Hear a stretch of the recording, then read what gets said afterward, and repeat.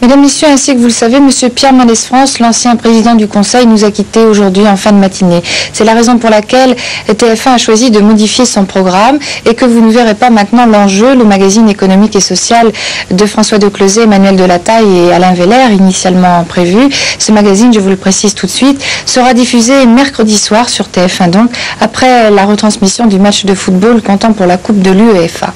Maintenant, voici une émission spéciale donc consacrée à M. Pierre Mendès France. Émission présentée en direct par François Declosez, entouré de nombreuses personnalités qui évoqueront la personnalité et l'œuvre de l'ancien président du Conseil, notamment messieurs Charles Hernu et Edmond Maire. Et puis au cours de cette émission, vous pourrez voir de nombreux extraits d'une émission intitulée Une République, un regard, qui avait été diffusée le 15 février 1978, émission de François Lanzenberg et Guy Seligman, au cours de laquelle Pierre Mendès France évoquait 30 ans de vie politique française, politique intérieure, étrangère et économique.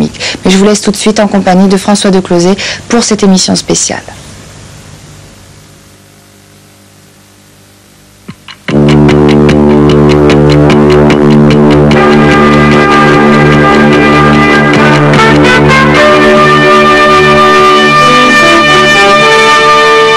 Bonsoir.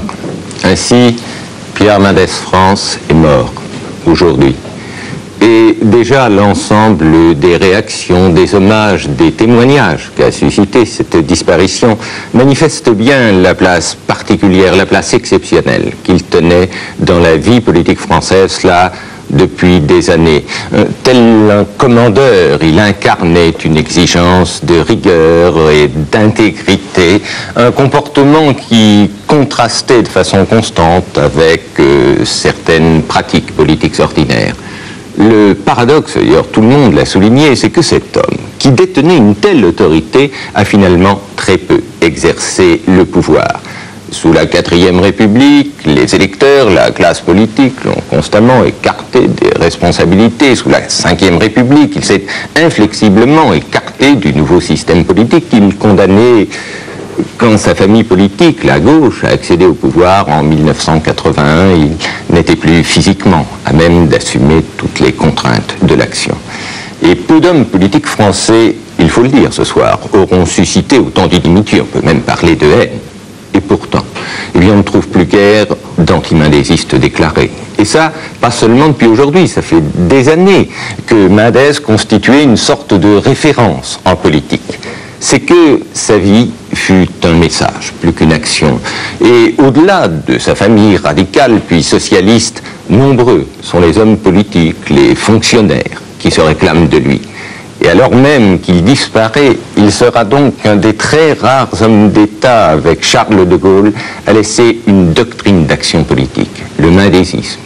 Une doctrine faite de rigueur, de vérité, une doctrine qui parie constamment sur une sorte de contrat ouvert, direct, permanent entre les gouvernants et les gouvernés.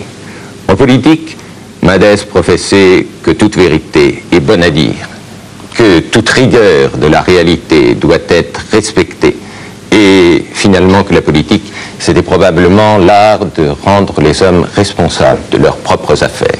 Alors, rigueur, vérité, contrat entre électeurs et élus, c'est cela d'abord le mendésisme.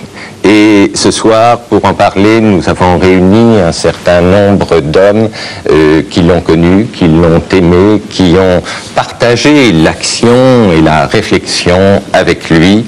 Et c'est pourquoi nous avons voulu ce soir, Emmanuel Delataille, Alain Veller, moi-même et la rédaction de TF1, réfléchir ensemble sur ce qu'était le mendésisme et ses grandes lignes d'action sur ce qu'est finalement l'héritage que nous laisse ce soir Mendès France. Et cette émission, cette réflexion sera ponctuée d'extraits d'une émission, une très longue interview que, en 1978, François Lanzenberg a fait réaliser, qui avait été diffusée.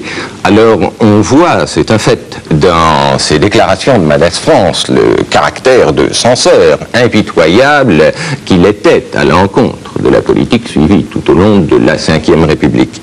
Seulement, au-delà même de ces critiques, ce qui est intéressant, c'est de chercher de comprendre le message dont il était porteur et qu'il nous laisse. Alors, je vous propose tout d'abord d'écouter un premier extrait qui illustre ce point peut-être fondamental du mendésisme, l'exigence de la vérité. Ce qui est important pour faire progresser